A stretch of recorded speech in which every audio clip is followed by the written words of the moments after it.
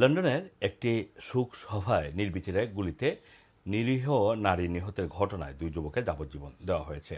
উত্তর লন্ডনের ওয়েলসডেন এলাকার একটি শোকসভায় গাড়ি থেকে এলোপাথারি গুলি চালিয়ে নিরীহ এক নারীকে হত্যার ঘটনায় দুই যুবককে মোট ৬০ বছরের বেশি কারাদণ্ড দিয়েছে আদালত।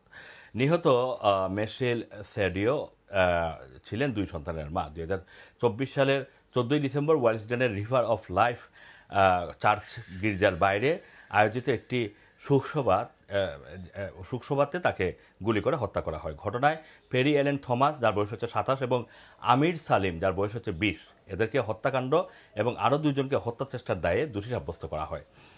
লন্ডনের ওল্ড বেলি আদালতের বিচার শেষে বুধবার বিচারক মিসেস জাস্টিস ম্যাকগাওয়ান তাদের যাবজ্জীবন কারাদণ্ড দেন। আদালত নির্দেশ দেন পেরি এলেন থমাসকে ন্যূনতম ৩৮ বছর এবং আমির সালেমকে অন্তত ৬০ বছর কারাভোগ করতে হবে।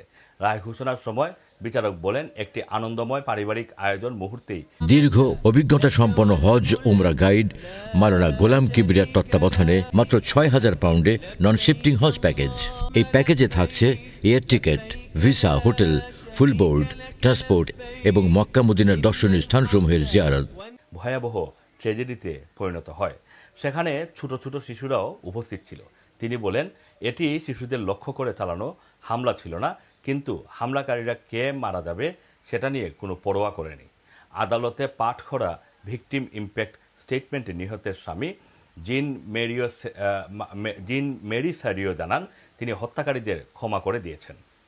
তিনি বলেন, সেদিন যা ঘটেছে তার ভয়াবহতা তারা কখনোই বুঝতে পারবে না, কিন্তু তিনি তাদেরকে ক্ষমা করেছেন, কারণ তার সন্তানদের ভবিষ্যতের দিকে এখন তাকে তাকাতে হবে। তিনি চান না তার ছেলে মেয়ে ঘৃণা এবং প্রতিহিংসা নিয়ে বড় হোক।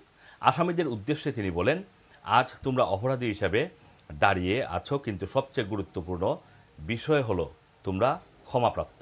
অপরাধ বুধে ডুবে থেকো না, বরং নিজেকে বদলানোর চেষ্টা করো।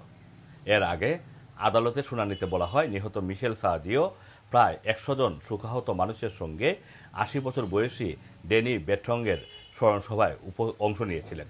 সেখানে ৫ বছর বয়সী শিশুরাও উপস্থিত ছিল। রাত প্রায় ৯টার দিকে একটি কালো কিয়া গাড়ি এসে থামে এবং সেখান থেকে এলোপাতারি গুলি চালানো হয় সেখানে উপস্থিত জনতার উপরে। ঘটনাস্থলেই মারা যান মিশেল সাদিও। এছাড়াও কেনেথ অ্যামো নামের ৩৯ বছর বয়সী একজন পিঠে গুলিবিদ্ধ হয়ে কোমর থেকে নিচ পর্যন্ত পক্ষাঘাতে আক্রান্ত হন এবং ক্যাডিম ফ্রান্সিস নামে ৩২ বছর বয়সী একজন পায়ে গুলিবিদ্ধ হন। প্রসিকিউশনের দাবি, হামলার মূল লক্ষ্য ছিল ট্রেপস্টার টক্সিক নামে পরিচিত র্যাপার, যার বয়স হচ্ছে ৩৩ বছর। তিনি ওই অনুষ্ঠানে উপস্থিত ছিলেন। আদালতে আরও জানানো হয় যে হামলায় ব্যবহৃত কিয়া গাড়িটি চুরি করা ছিল এবং এতে ভুয়া নাম্বার প্লেট ব্যবহার করা হয়েছিল। পরে গাড়িটিতে আগুন ধরিয়ে দেওয়া হয়।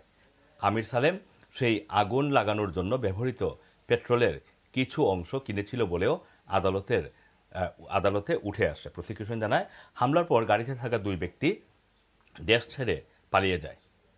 আসম মাসুম, রানার টিভি, লন্ডন।